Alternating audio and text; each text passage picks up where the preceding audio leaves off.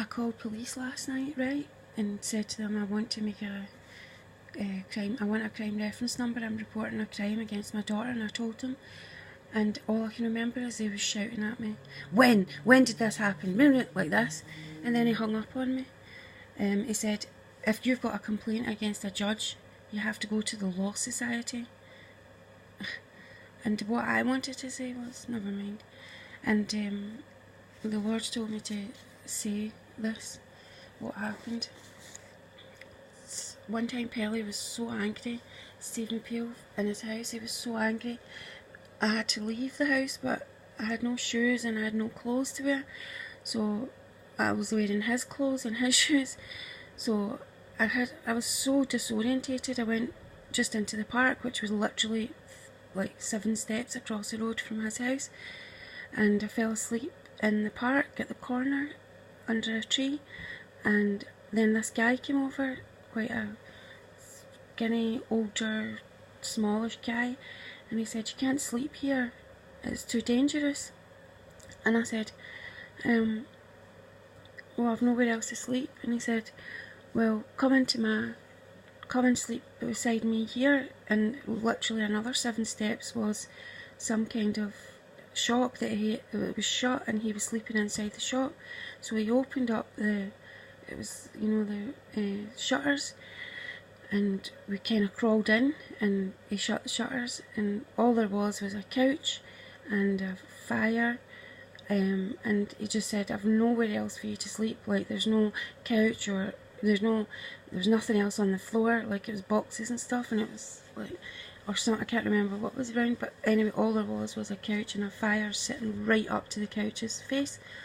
And he said, he says, I don't want to have sex with you or anything, but just, there's nowhere else for you to sleep, so just, we'll have to lie like spoons.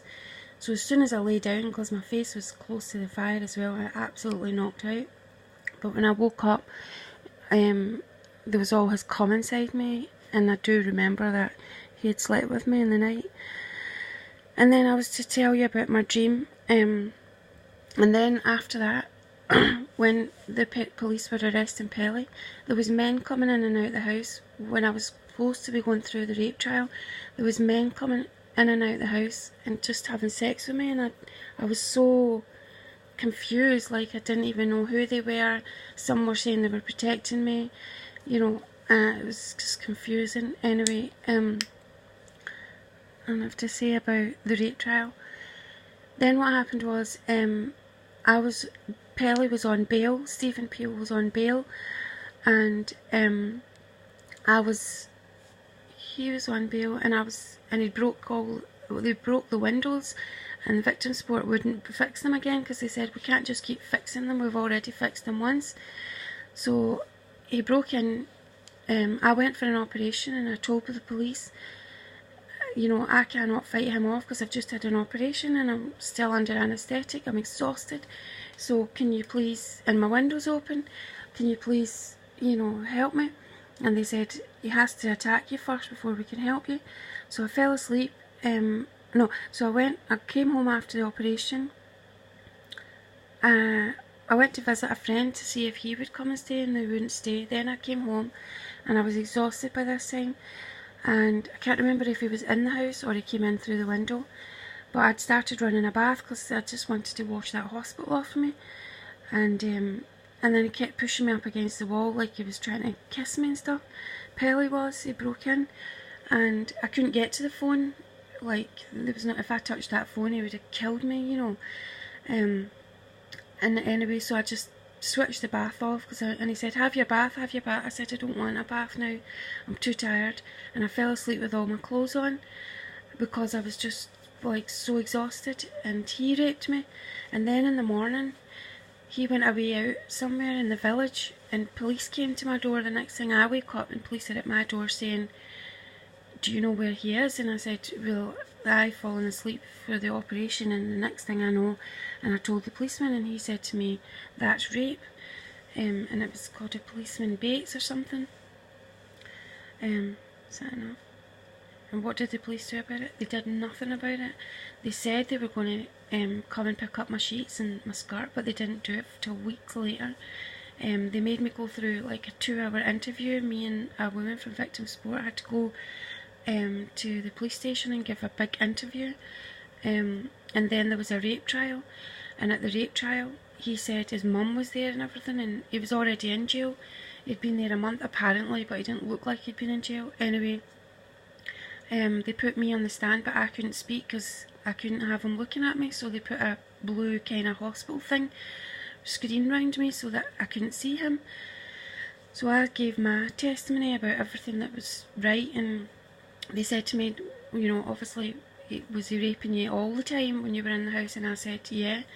And he said, and they said, why didn't you scream and stuff? And I said, well, I was so afraid of him, and if I pulled a face, he would literally jump off me, and he would just choke me and start turning the bed upside down and throwing me about the room. Don't say anything about that. Oh, I can't breathe. And then